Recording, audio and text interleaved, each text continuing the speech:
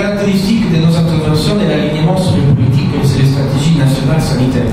Donc je suis particulièrement heureux de voir la présence ici des autorités à tous les niveaux, parce que pour nous c'est important de discuter sur quelle est la vision des autorités sur le futur du secteur de la santé. Il est clair que pour nous, un des objectifs les plus importants est la couverture sanitaire universelle, afin d'améliorer la santé de la population et réduire la mortalité, notamment des mères, des enfants et des plus vulnérables. Nous avons déjà rappelé les 7 provinces où nous intervenons actuellement, et j'espère que les discussions auxquelles vous participez dans ce jour nous fourniront aussi des éléments pour définir de la façon la plus appropriée les interventions pour les années à venir de l'Union européenne. Hier, Kaka me demandait quelles sont les perspectives pour les interventions de l'Union européenne dans le secteur de la santé.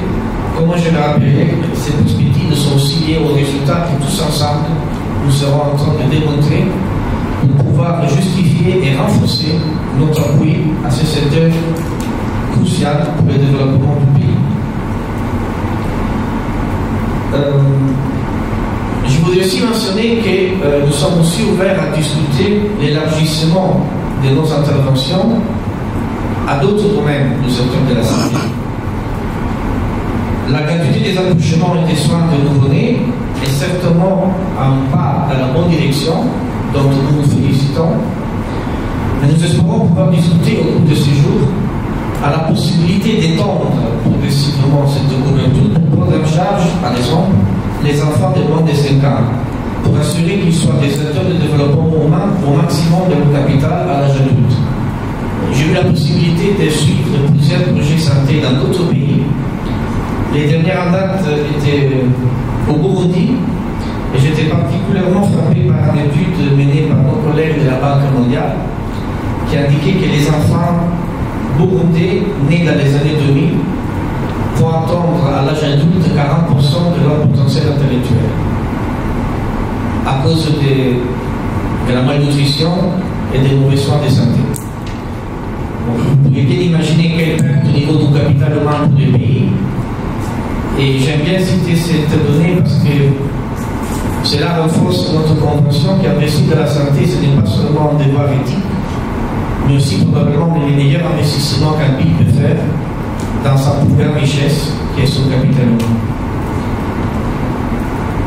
Nous sommes conscients que les chantiers sont énormes, que les besoins sont nombreux et qu'il y a des contraintes budgétaires qui dépassent les ministères de la Santé, raison pour laquelle nous réaffirmons notre volonté d'accompagner les autorités dans ce secteur, tout en espérant que dans les années à venir, une mobilisation des ressources propres plus appropriées puisse se concrétiser pour atteindre ces fameux seuils de 15% qui est indiqué dans l'engagement d'Abuja. Aujourd'hui, vous savez que les taux d'exécution restent assez faibles et que donc les gaps sont importants. Les partenaires de la FDC peuvent amener une contribution, et je remercie aussi les autres partenaires qui sont présents dans le secteur de la santé. Et si nous voulons faire du développement plutôt que de la substitution, il est important que cet effort soit déployé conjointement à ceux des autorités.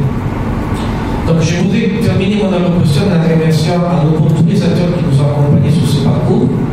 Je sais que certains parmi vous travaillent dans des conditions particulièrement difficiles.